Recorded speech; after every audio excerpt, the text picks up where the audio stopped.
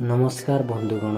बहुत लोकंक बहुत किछि मनस्कामना उधार होता है जहाँ पूरा करने से माने उपाय मान करिथांती जहाँ द्वारा से आशा इच्छा पूरा मध्य होता है। तेणु आज आमे आपण मानकु जणाइबा पई जाउछु किछि अनुचिंता जार पालन करी आपण बहुत किछि कथार ज्ञान आहरण करि पारिबे एवं अजानतरे करुथिबा भूल को मध्य सुधारी पारिबे। तेबे आउ डेरी न करी आसंतु जानिबा या संपर्क रे। नंबर 1 रे रछि दर्शक बंधु, आपण दुईटी मयूर पुंछ आनी आपणक विवाह फोटो रखिथिबा आलबम रे जोड़िकी रखंतु। या द्वारा जदि स्वामी स्त्री मध्य झगड़ा हेउताए तेबे ता दूर हो जाए।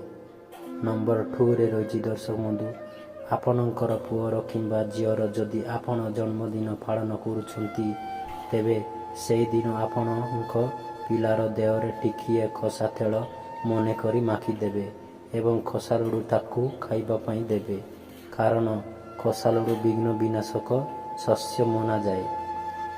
नंबर 3 रे रछि दर्शक बंधु, जन्म मास जन्मदिन एवं जन्म नक्षत्र रे एई 3 दिन रे पुओ झील विवाह केबे मध्य करंतु नाही, या क्षतिकारक होइताए।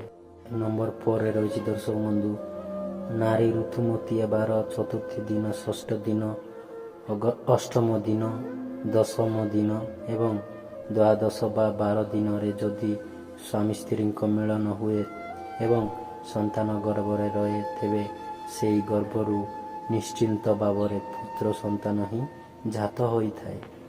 नंबर 5 रे रछि दर्शक बंधु, आपणक घरे ठाकुर पूजा करने समय रे जदि बिना कारण रे चुआ खांदे तेबे जानिबे किछि अशुभ घटना घटिबार अछि आगकू। या प्रतिकार पई आपण तुरंत टिपरे टिकी हलदी आनी ठाकुर घर खांतरे टिकी लगाई दियंतु।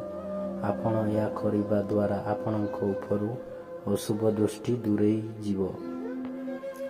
नंबर 6 रे रछि दर्शक बंधु, महिला माने गाधेई सारिबा परे मुंडरे तो निहाती भावे सिंदूर पिंधिबे।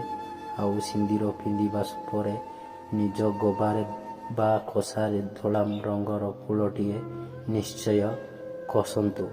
प्रत्येक दिन आपण या करंतु, या द्वारा आपणक आत्मा पवित्र होइताए। नंबर 7 रे रछि दर्शक बंधु, पुरुष माने पूजा करिबा समय रे केबे मध्य दुर्गांक फोटो किंबा मूर्ति रे सिंदूर लगाइबे नाही। नारी माने पूजा करिबा समय रे हनुमानंक फोटो किंबा मूर्ति रे सिंदूर लगाइबा अनुचित। जदि आपण मानकु आमर एई पोस्टटी भल लागु थाए तेबे लाइक शेयर सब्सक्राइब करिबा पई जमा भी भूलिबे नाही। रहउची नमस्कार।